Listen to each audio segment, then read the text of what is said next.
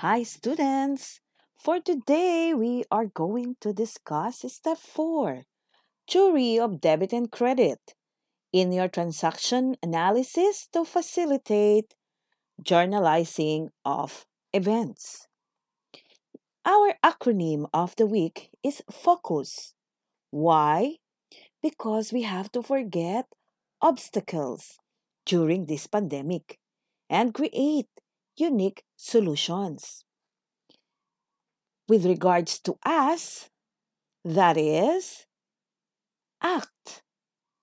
Act on creating solutions with regards to your concerns and count what are your options. Think of your options. And if we act creating solutions and count possible options to solve our concern and think if these options would be relevant to us to appropriately solve our concerns, then let's act now. Sabi nga kasi ng ating bayani, di ba?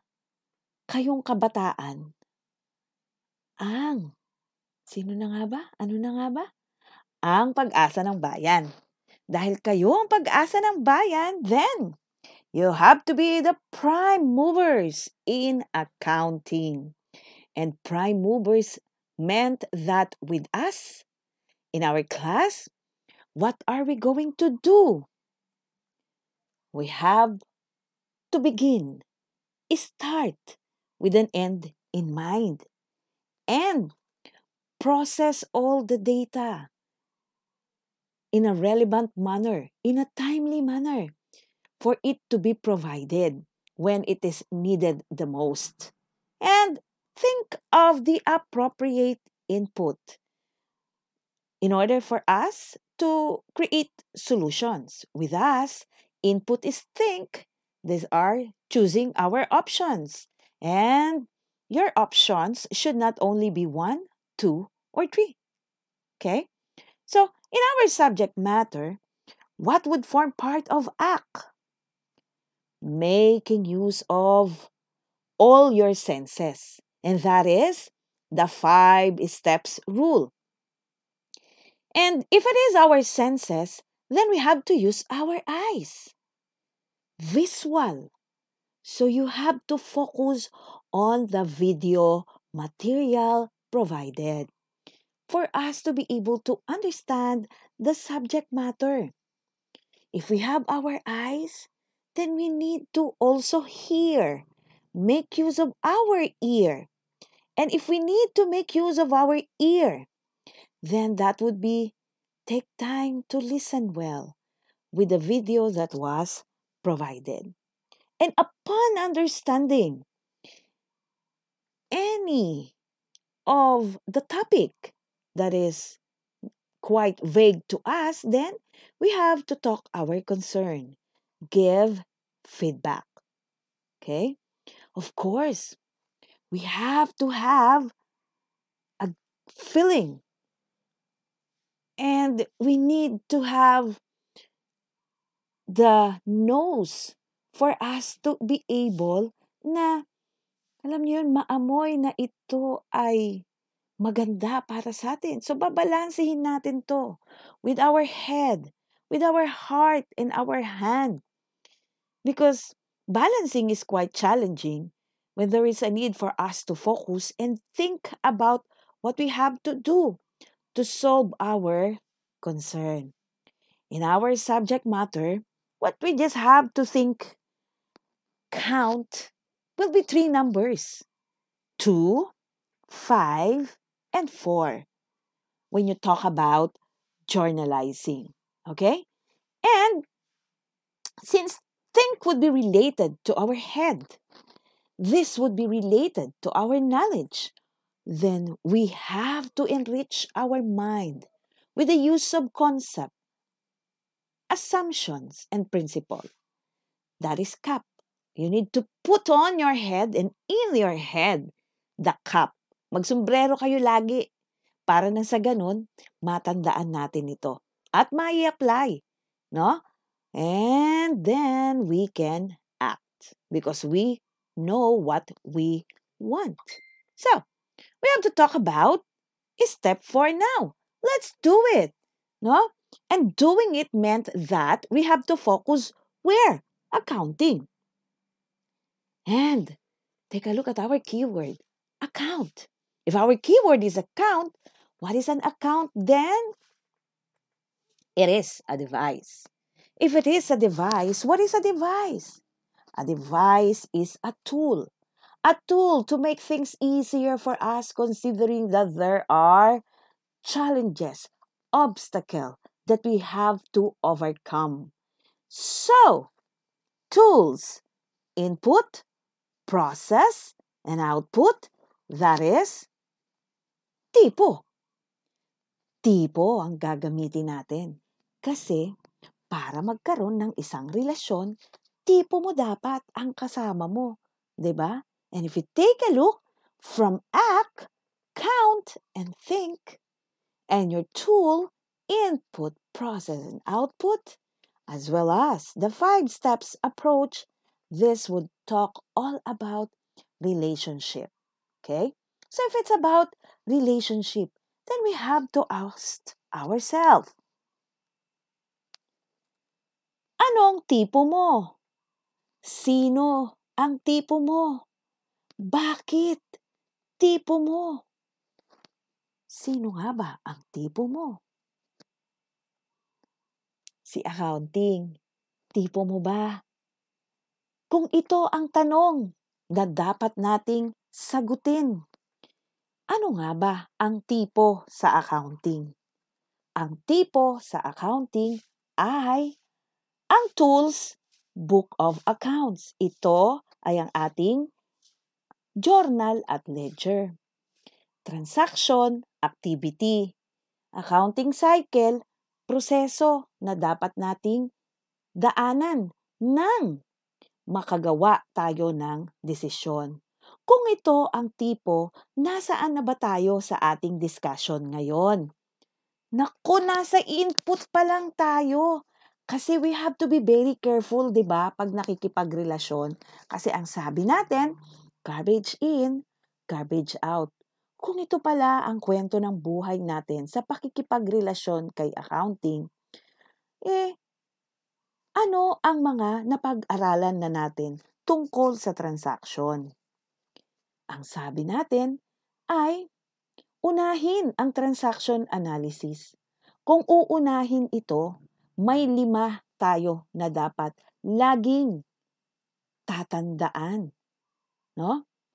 At ang isipin lang natin, 5 lang naman ang daliri natin eh. We have 2 hands, the left and the right. So, laging ganun guide natin, yung 5 daliri. So, ano na napag-usapan natin? Lagi tayong may keyword. At ang keyword natin dito, transact. Ma'am, ano po ba ang transact? Dahil relasyon yan. O the exchange, meron bang relasyon na walang palitan? Diba? So, palitan tungkol saan? O titingnan natin isa-isa dun sa natapos na natin. Ang sabi, ang una, transaction equation. Anong concern natin sa transaction equation? Sino? Who? Who is involved to transact with us? And with regards to who is involved, we need to take a look at the value received and value parted with of the one who transact with the organization. What about step 2? Step 2 would talk about what was received, what was parted with in relation to accounting elements. And these accounting elements of yours may either be asset or equities. And your equities will be divided into 2, liabilities and capital. Once we receive and parted with these accounting elements, what now? We have to look at the effects of transaction. And it would answer, why? Bakit? Ang pakikipagrelasyon pala ang tinitingnan. Sinong karelasyon ko? Ano ang klaseng relasyon meron kami? Kasi 'di ba pwedeng fling lang o kaya naman seryoso na 'to. Ngayon, yung pangatlong tanong, bakit nga ba fling lang siya? Bakit nga ba seryoso ka sa pakikipagrelasyon? At ang natutunan natin dito, naku, 5 plus 4 ang pwedeng mangyari sa atin. 9.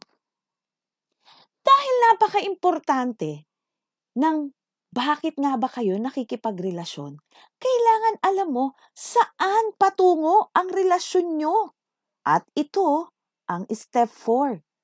Pag-uusapan natin ngayon, saan nga ba patungo ang relasyon nyo? Sa tamang daan nga ba? Nako, dalawa lang naman ang pipiliin yung daan. 'Di ba? Papunta sa kaliwa, papunta sa kanan. Hindi allowed sa atin ang namamangka sa dalawang ilog. So tandaan, dapat kilala natin kung sino ang karelasyon natin. Dahil pag hindi mo alam ang karelasyon mo, mahirap na. Hanggang sa dulo yan, mamamali na tayo. 'Di ba? So, tingnan natin ang detalye. I-review natin, no? Mapapansin nyo, lagi tayong nagre-reflect. Bakit?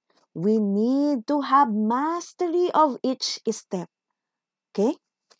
That is crucial for us to be effective and efficient. Okay, so let's go back to what we have taken up. And in transaction equation, what is again? Our keyword.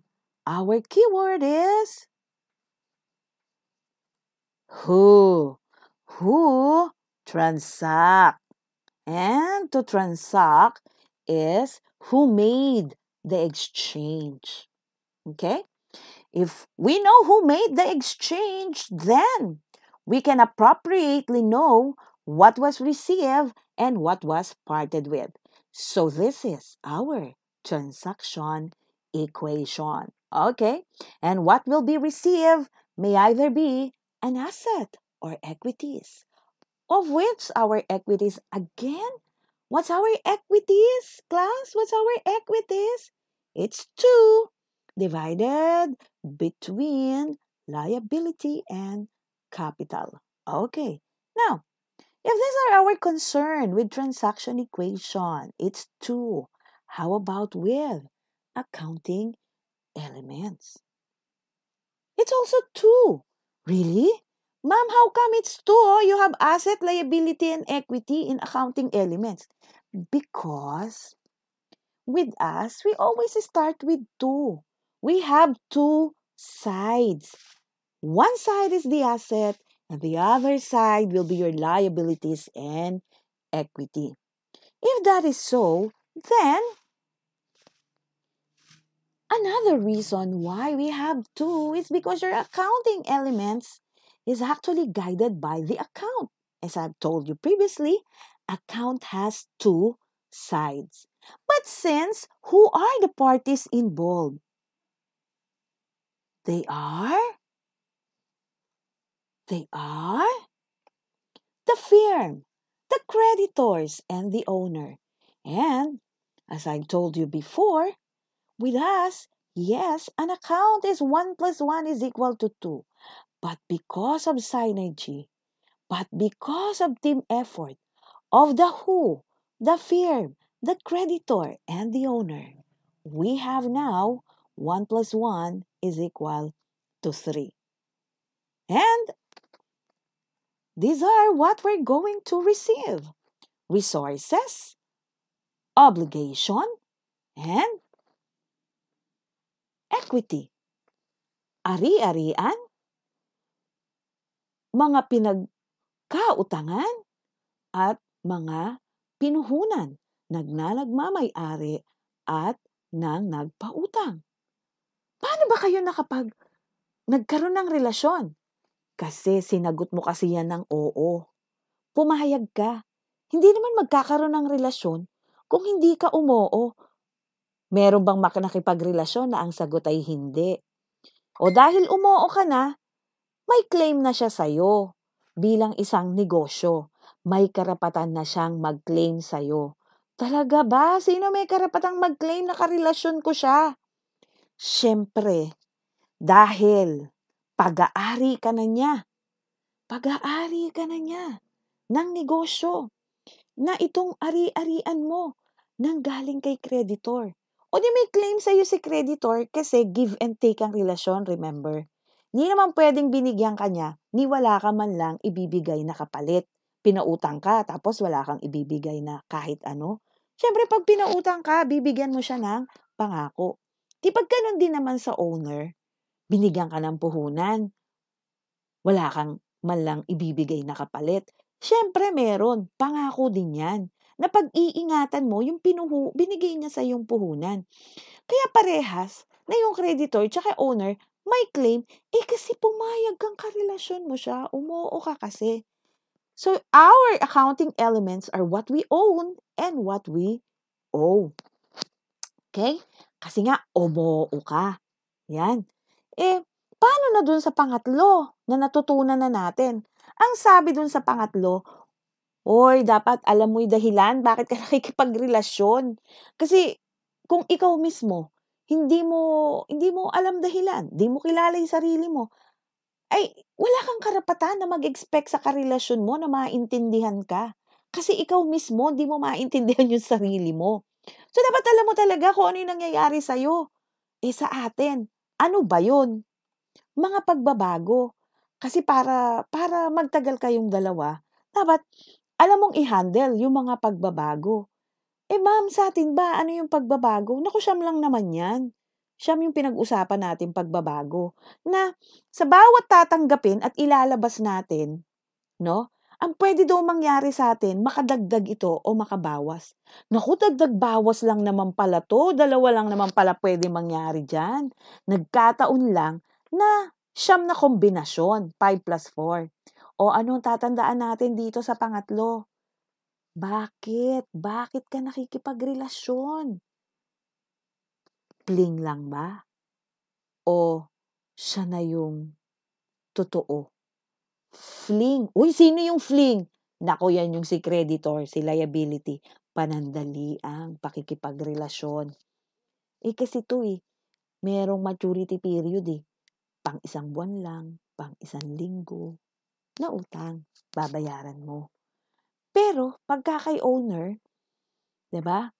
Pangmahabaan yan, pangmatagalan. Kasi sabi mo nga, going concern. 'Di ba? Yan. O nako, nandun na tayo sa step 4. Eto na yung bago nating topic. No? Ma'am, ano ba yung theory of debit and credit? Pag sinabing theory of debit and credit, sinasabi lang yan, saan ka ba patungo sa relasyon mo? Ha? Saan nga ba? Diretso? Pasulong? Ano? Remember, bawal mamangka sa dalawang ilog isa lang pipiliin tamang dalawa epekto, pero isa lang muna ang karelasyon. Bawal na dala-dalawa. Isa lang ang karelasyon, pero dalawa ang epekto. Kung ganun, ano ma'am yung pupuntahan ko? Kaliwa. Tingnan nyo. Tingnan nyo yung kaliwa nyo at kanang kamay. How many hands do we have? 2. And you have the left hand and the right hand. Ma'am, ba't kailangan naming malaman yung left and right? Ay nako, kasi daw, sa atin, yung tamang daan, where to go to, you have only 2 options, left or right.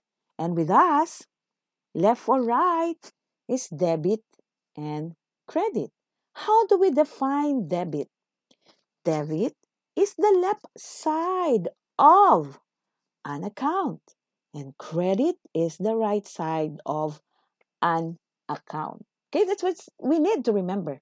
Because previously we talked about in theory of debit and credit, The critical tool is the account, which we call T account, because you have two sides, the left and the right.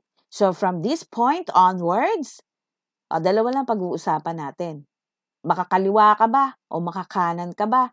Pero tandaan nyo ha, laging dalawang side ang maaapektuhan. Kaliwa-kaliwa, kanan-kanan, o kaliwat-kanan. Okay? Laging dalawa. Okay. So, kung ito ang kwento ng buhay natin, puro tungkol sa relasyon. O review natin. Kasi kailangan nating matandaan yung relasyon nila. Ma'am, ba't napaka-importante ng transaction equation sa theory of debit and credit?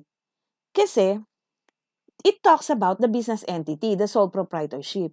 You have to know what was the value received and value parted with, because you need to remember where should I put it? On my left or on my right? That's the question that you have to ask yourself. Likewise, if it is in accounting elements, if what I receive are asset or equity, which will be expound to liability and your capital, take a look. Now, Ali has another name. Her final name is Alice. Wow, what do you mean by Alice, ma'am? Well, the ICE will of course be your equity section, and A would still be asset and L would still be liability. Although we know that we have 5 components with the equity section, but I would be income, C would be original, additional capital in the withdrawal, and E would be the expense. So now, before, what is the name of accounting elements? Ale. Now it's Alice. Because we're going to talk about the direction. Where? So we have to be very specific with direction. Otherwise, maliligaw ka ng landas. O para hindi maligaw ng landas, dapat alam mo kung debit ba siya o credit. Kaya napaka-importante sa pakikipagrelasyon. Marunong kang pumosisyon. Ma'am naman, anong posisyon niyang sinasabi mo na yan? Oy, kaliwat kanan lang yan ha. Kaliwat kanan. O hindi pa rin tayo nagde-deviate sa 2. Tinanggap nilabas, asset equity, kaliwa kanan, debit o credit. Ulitin natin. Tinanggap nilabas, asset equity, kaliwa kanan, debit, credit. Okay? So yan typically, pag dalawa lang ang ating unang iniisip, mas madali itong mare-recall. Okay? Now, kung positioning pala ay napaka-critical pagdating sa theory of debit and credit at sinasabi nito ang tamang daan, then let's take a look at the left side and the right side. The left side and the right side based on theory of debit is again, debit is equal to credit. Now, how would that be related with our concern? Siyempre, yan ang normal position. Ulitin ko, normal position. Ang laging pinag-uusapan natin sa klase, normal, normal, normal. Kasi pag abnormal, madaling makita, 'di ba? Madaling mapansin. O, kaya dapat alam nyo kung ano talaga yung normal. Kasi yun ang dapat na madami, 'di ba? Okay. Kasi nga, madami is significant. Madami is material. Madami has an effect. Okay? So if the theory of debit and credit would talk about where is the normal position, what will be its relationship to transaction equation? What is the normal position of transaction equation? This is how your transaction equation looks like. Value received is equal to value parted with. So, you need to remember, pag may tinanggap ka, itaas nyo yung kaliwang kamay nyo. Taas. O, saan ilalagay yung tinatanggap mo? Kaliwa. O, yun yung ngayon dahil accountancy kayo. O, pagtatanggap kayo, anong kamay ang gagamitin nyo? Sagot. Kaliwa. O, pag maglalabas, anong gagamitin? Kanan. Ulitin ko. Pag maglalabas, anong gagamitin? Kanan. Sa accounting, ano ang tawag nung tinanggap mo sa mo nilagay? Debit. Yung nilabas mo sa accounting, anong tawag? Credit. Okay? Yung pala relasyon, no? Basta tinanggap ko, lagay ko sa kaliwa. Pag nilabas ko, ilagay ko sa kanan. Ma'am, paano yung isa? Sino yung isa? Normal position ng accounting equation. Yan yun, di ba? Asset is equal to liability plus equity. Sino ang katapat ng asset? Sino ang katapat? Debit. Sino ang katapat ng liability tsaka equity? Si credit. Ano yan? Normal balance. Ma'am, ano naman ngayon yung normal balance? Ma'am, magde-debate pa rin ba tayo? Nag-debate ba tayo sa left and right? No, it's not. Because, ganun pa din. Ang debit left, ang credit right. However, when we talk about balances, when we talk about what was received and parted with, tingnan niyo sa asset. Pwede ba na ang asset tinatanggap mo at saka nilalabas? Pwede yung ari mo, tinatanggap mo at saka nilalabas mo, yung mga ari-arian mo? Naman. Pag may utang ka, pwede ba na tumatanggap ka ng obligasyon? Tapos mababawasan yung obligasyon mo? Ganun din naman sa puhunan, 'di ba? Nadadagdagan, nababawasan. Kaya, pag ang pinag-usapan natin, positioning, isa lang tandaan nyo para hindi kayo mahirapan. Normal balance. Okay? Ma'am, what is the normal balance of asset? Ma'am, what is the normal balance of liability and equity? The normal balance of the asset is, nasaan? Where is the asset? Left. And where's the liability and equity? Right.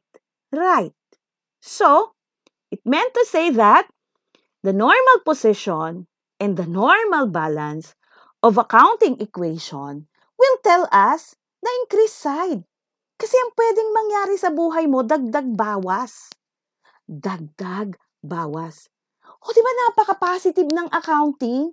Imagine, ang binigyan ng focus, yung pagtaas ng asset mo. Kasi masaya ka dito. 'Di ba? Yung pagtaas ng obligasyon mo. Kasi kailangan kang iprepara ang sarili mo. Dahil nangako ka, promises are not made to be broken, remember? Masaya ka pag tumataas ang puhunan kasi may nagtiwala sa'yo. Ganun din naman pag sa liability. Pag may nagpautang sa'yo, ang saya mo, di ba? So, in both ways, whether it be asset, liability, or equity, ang saya ng buhay natin dito. Napaka-positive thinker naman pala ng accounting. Kasi ang normal position ng theory of debit and credit ay left and right lang naman, no? Isasabihin pala nito yung normal balance ng aking accounting equation na it's all about increases. Ang buhay naman, dagdag bawas. Tandaan ko na lang muna yung increase side kasi pag alam ko na yung increase, di yung kabila, decrease lang yun. Dalawa lang na may kamay ko, kaliwa at kanan. So, ulitin natin. Ang asset, left. Ano yung left side ng theory of debit and credit? Di ba debit? Yung liability. Ano yung right side? Credit. Yung equity. Right side. Ano yung right side? Credit. So, that's your normal balance. Diba? So, if that's the normal balance, then let's take a look at the increased side. The increased side again. Let's repeat. Yung increased side nung account. Ulitin nyo nga. Asset is left, which is debit. Liability is right, which is credit. And equity is right, which is credit. Okay? If they are all the increased side, then we need to take a look at the equity account because These are 5 items. Okay? So, where is our normal balance of withdrawal? Left. Why left? Because nakakabawas siya sa puhunan. Pag nababawasan ng puhunan at madadagdagan ang withdrawal, lagay mo sa kaliwa mo.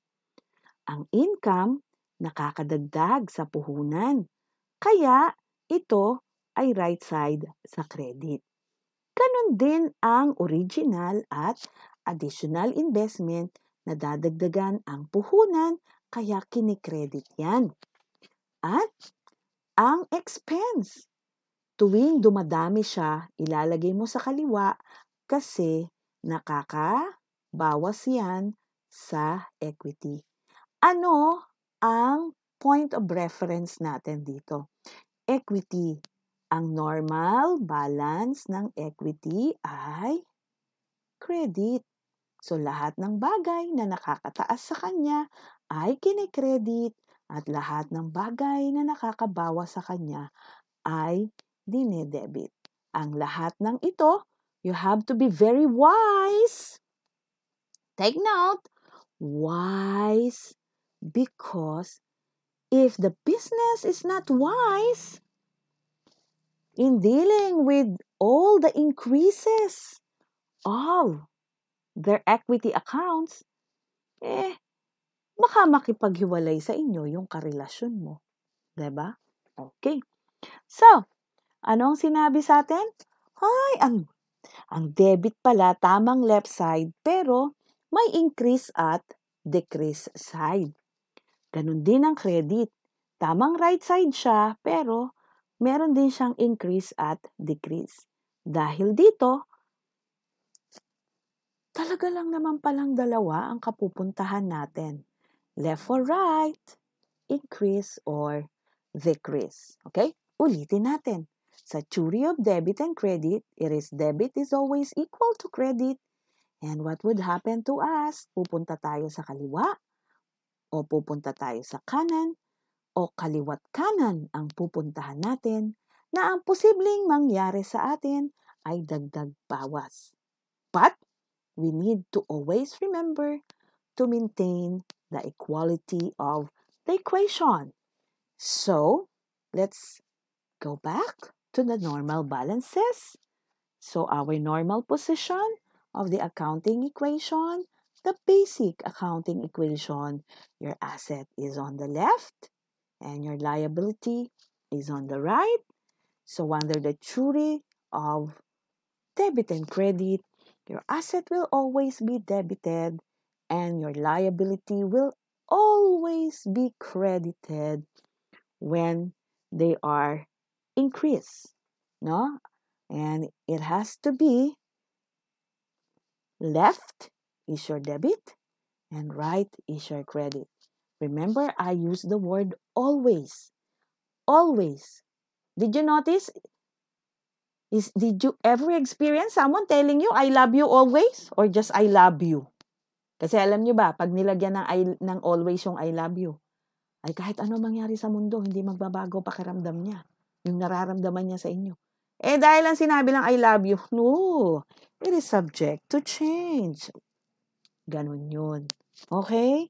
So, ngayon, nasa tamang daan na ba tayo? So, tanungin niyo mga sarili niyo. Ano na ang accounting sa atin? Ay, kaliwat kanan lang pala yan. No? Ang tamang daan. So, yung ating equity, usapan natin, we have to be looking at the left and the right. We have 5, withdrawal and expense. And the expense is at the end of the equity section. Your withdrawal is at the start, both of which are on the left side of the account. What is again our left? Debit. And what are our right side with our equity section? It's your income and your original and additional investment. And you do know that right side is the credit. What is our code? Wise. as a business, we have to be wise because we would like to have long-term relationship with the owner, going concern so that they won't quit and withdraw the investment, diba? So be wise for a long-term relation. Okay? So, sabi sa atin kanina, accounting is about act, count, and think. So what's our output for today? We learn about the theory of debit and credit. No? Process. In order to process the theory of debit and credit, we need to know the two sides, left or right. And what we need to know is there an increase or decrease pag tinanggap sa kaliwa, pag nilabas sa kanan. Okay? So, ito ang sinabi sa atin sa effects of transaction. Dahil ang account ay dadalawa lang ang side. At saka sa isang relasyon, dalawa lang dapat kayo. Ang accounting, dearest student, is monogamy. Bawal ang mamangka sa dalawang ilog. Dalawa lang kayong magkarelasyon. Bawal ang three-party system. Two-party system lang tayo, ha? Okay. So, what's our takeaway for today? Our food for thought, concept, assumptions, and principle elements. Alis. Okay? Faithful representation. Why? Because, hindi pwedeng pag tinanggap mo, ilalagay mo sa kanan. Value received should be using the left hand. Noting may tatanggapin ka daw, kaliwa, at pag may ilalabas, kanan, yun ang tamang paraan. You have to be truthful. You have to be honest. Okay? Now, yun ang kabuuan ng theory of debit and credit. Ngayon, kung ganun pala na ito yung theory of debit and credit, na it's all about sides, two sides, and the effect with regards to our act, count, and think. What about if we take a look at the whole transaction analysis? No? Kasi we talk about two sides, left and right. And the effects may either be increase or decrease. Dalawa lang, diba? Paano dito? Sa think, count, and act. Kasi it's now IPO. Kung kanina OP, ngayon IPO. Laging importante, alam mo kung sino ka. Kasi yung dadaanan mo sa steps 1 to 4, critical yan na maging appropriate yung decision mo. Sa atin, ang ginagamit natin yung 5 Ws at saka yung tipo. Ma'am, ano yung 5 Ws? O di, ulitin natin. Pag sa theory of debit and credit, laging ang who, yung sole proprietorship, yung business. Siya lagi yung karelasyon, yung may karelasyon dito. Laging ikaw si sole proprietorship. Titingnan mo lang kung sino yung karelasyon ni sole proprietorship. And then, yung elements mo, di ba, alis na ngayon, 5, 5, 5.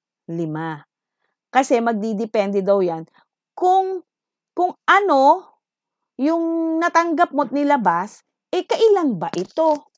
Kailan nangyari yung exchange? Diba? Importante yun. Kasi kung walang nangyari sa inyo, walang transaction analysis, kailangan may mangyari muna sa inyo, ha? Umuo ka ni. Diba dito sa elements, sa accounting elements, ano nangyari? Nakipagrelasyon ka na. Dahil nakipagrelasyon ka na, di may nangyari na. Yun yung sa sa when, may nangyari na sa inyo. Dahil may nangyari na, bubukol na yan. Magkakaroon na yan ng epekto. Ang kailangan mo nalang tanungin sa sarili mo, saan mailalagay yung epekto? Sa kaliwa ko ba ilalagay o sa kanan? So, yan yung 5 Ws natin. Ma'am, paano yung sa tipo? Pag sa tipo, ang critical dyan ay ano?